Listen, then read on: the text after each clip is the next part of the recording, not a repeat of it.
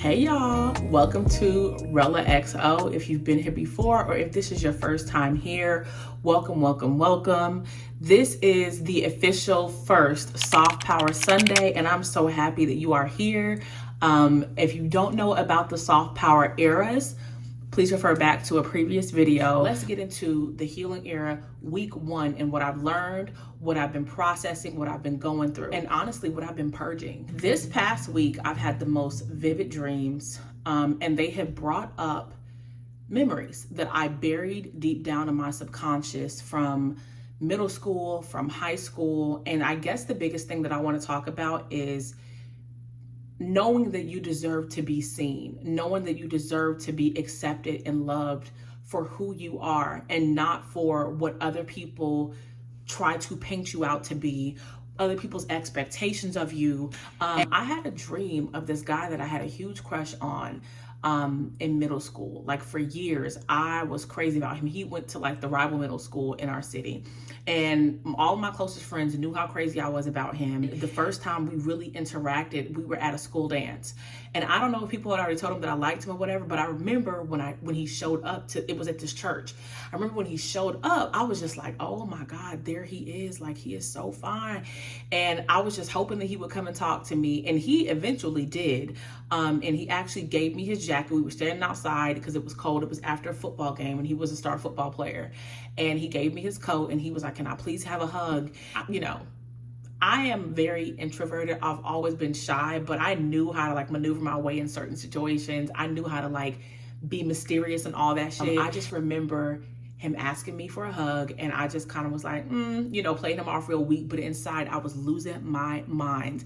And then he was like, do I got to get on my knees and beg like James? And I was like, because honestly what's crazy is during my middle school years, I was really that girl. We moved here when I was in 5th grade in 1995, and you know how it goes with the new girls. Like, I was a new girl, and my body actually had developed very young. So I was very curvy, very thick before it was even in, right? And so anyhow, I remember I gave him a hug, and then his teammate, who was also his uncle, same age, came to get him, and that he liked me too.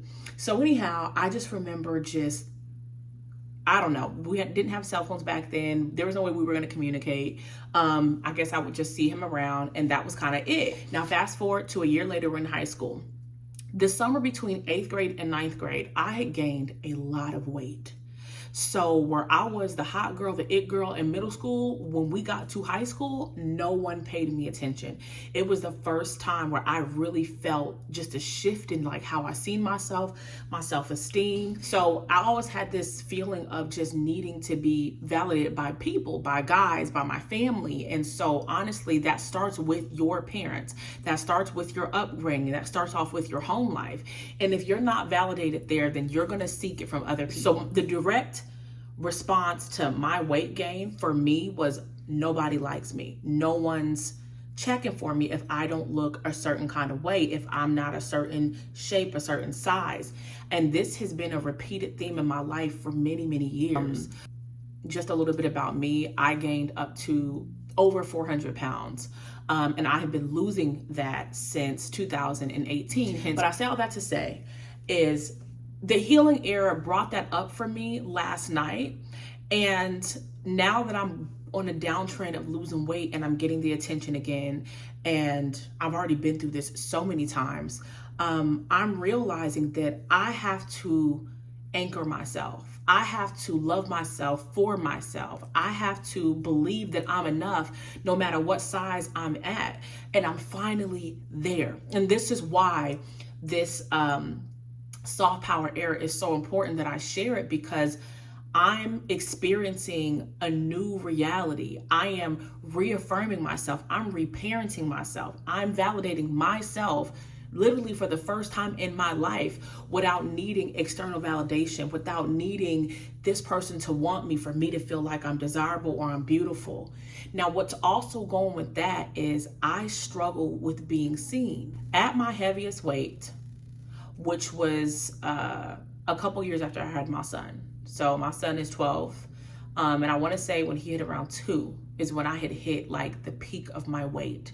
and I was there for quite a while. I felt absolutely invisible, and I treated myself as such because I learned to connect my weight with my worthiness, with my value, and then also the external factors, so that I was not getting approached. No one was trying to date me. I felt disgusted. I'm so unhappy with myself at over 400 pounds. I don't even know how I got through that time of my life. I just wanted to disappear. And I remember when I would go out with friends, when I would go, outside or whatever, I would purposely shrink myself because I didn't want people looking at me. If there was a time that I was visible, I felt like it was because people were judging me because of my weight. Now, I always carried my weight pretty well because I'm tall and just the way that my body structure is. However, 400 plus pounds is 400 plus pounds.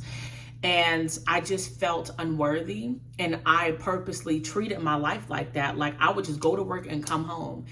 That was pretty much how I existed. And I used to just self-soothe the food so much. So it just made the weight gain even worse. A couple years after that, I got on my weight loss journey, and I first had lost 120 pounds within that 2 years. And I just saw how the world treated me differently. But I am, again, struggling with being seen. And so I'm gonna give you the perfect example. My girl invited me out for drinks last night. And since I've been going through this healing journey, like really letting go of this person and the expectations and the disappointment and all of that, I've really been in the house for the past 4 months.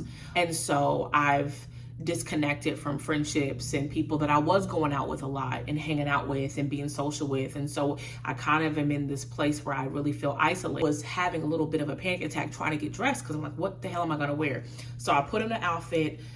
I did the best that I could. I knew I looked good. I felt good. I had my makeup. I didn't even get to do a full beat because I was running late. So I just put it together. I didn't want her waiting long. And I realized I was having like an internal, like silent anxiety attack because I'm like, I gotta walk through downtown. Like, we're going to a bar downtown. I gotta park and I gotta walk, and I'm by myself. I just had this mantra in my head, and I was speaking it out loud. I am love. I am enough. I'm beautiful. Love is all around me. There's no shortage of love. Reciting these positive affirmations. I'm doing some breath work in the car because, again, my anxiety is on 10,000. I know that I look good. Again, my body is different from how I'm used to being outside. I have on like these cute little kitten heels I got from the TikTok shop. My hair is done. Like, my outfit is cute. I've got body. I know people are going to look at me. And so, oh my goodness, I did it. I walked through downtown looking very cute, very demure, very much that girl. The waiters were complimenting me. The bartender was, oh my God, I love your jewelry. Oh, your hair is beautiful. And it's just reaffirmed what I had already affirmed for myself. It's not that I needed it, but it felt good. And I just remember how good I felt at the end of the night, that I didn't sabotage it, that I didn't keep myself from being seen because I had no choice. Like, I'm tired of hiding. Like, this is my time. I need to step out. I need to feel good and confident about myself. Like, who's gonna check me? Who's gonna tell me that I don't look good? Now, I did have a troll try to come for me the other day on Instagram, and it triggered me. Again, this whole week has been full of fucking triggers, okay? There's this dating and confidence coach that I follow on TikTok, and I follow her on Instagram. So she made this video talking about how don't ever give a chance to the guy that's been in your inbox for years talking to himself, because he will play you all the way to the left if you give him a chance. That actually just recently happened to me, where there was this guy that was telling me that he had been interested in me for 3 years. Every now and then, and I'm talking about like once a year or so, he would inbox me, but he never put himself out there like that. And about 2 months ago, he was like, listen, I just want to shoot my shot. I've been crazy about you since I first seen you. It's been 3 years. Like, I figure I might as well go ahead and do this now. And so I was like, against my better judgment, and I'm still healing from my last situation, let me just try to put myself out there. Let me open this up. Let me see what this could be. I should not have given him the chance because he was a full clown. I told a little synopsis of the story in her comment. Like, I just commented what I had just recently been through. I didn't know it was going to get as many likes as it got. And so there was this guy who commented, and he was like, what do you know about fans? Ha ha ha. What, like, just being very sarcastic, just being nasty for no reason. So of course I'm going to go look at his page and see, who the hell is this clown? He's a storyteller, content creator, podcast bro, that type of shit. And I'm like, I'm over here with my little 1,000 followers on Instagram. You got like 80,000 or something, and you're commenting on me, and it triggered me. But I was able to like soothe myself and remind myself who I am, and that I'm building platforms. I'm building a brand for myself. I'm building a name for myself. Slow and steady wins the race, but it's happening. And so I had to remind myself that these little things are going to happen, and they need to happen to strengthen me and to toughen my skin, because I know where God has taken me for the most part, and I know it's going to be major, and I'm gonna have to ignore all the hate. I'm gonna have to learn how to temper my emotions, control my emotions, not be reactive, but also not internalize people's self-hatred and just negative bullshit. And that is where I was like, I'm in the middle of speaking of and sharing my healing journey through the soft power era. And this is a huge part of it. One, understanding that you're going to be seen if that is what your calling is. And I know that it is. And two, how are you going to handle the positive and the negative attention and comments and think pieces that are going to be made about you, because it's going to happen. So validation and being seen are the two themes of what I'm talking about here. I'm trying to bring it all in for y'all, because I could keep going.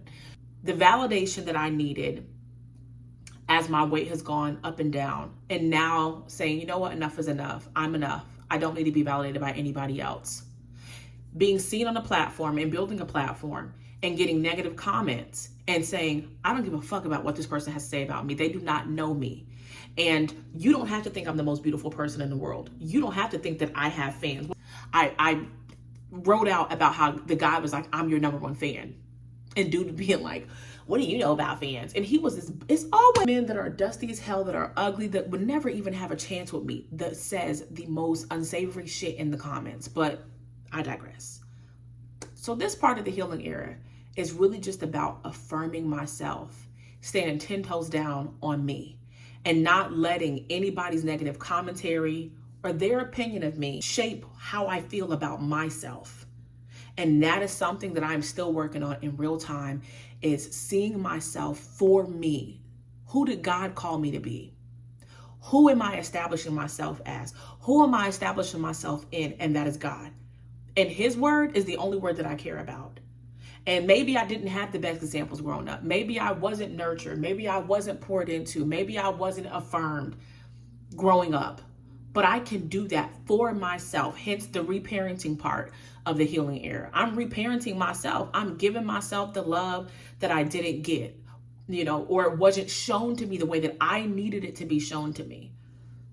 So I say all that to say, whether you're building a platform or you are just trying to love yourself for who you are, for who God made you to be, I'm telling you that I'm walking with you in it in real time. And it is important work to do, because if you look at society and who they tell you who's beautiful, and it changes every single day, what's acceptable, what's the body type that's in, how are people doing their hair, what's the aesthetic now, you cannot just keep swaying with the wind of what the world tells you to be. You got to define you for yourself. And once you find that and you understand that, like, I don't need other people's validation or confirmation of my beauty, because I'm beautiful to me. I mean, when I look in the mirror, I'm like, I look good. Or I'm beautiful without makeup, with it. Like, I like me. I like me. Why am I allowing people outside of me to make me feel different about me? I like what I see in the mirror. Big, small, and different, in the middle. I like me. I'm enough for me. I don't have to be enough for anybody else but myself. Because at the end of the day, I'm going to leave this place by myself. No one's paying my bills.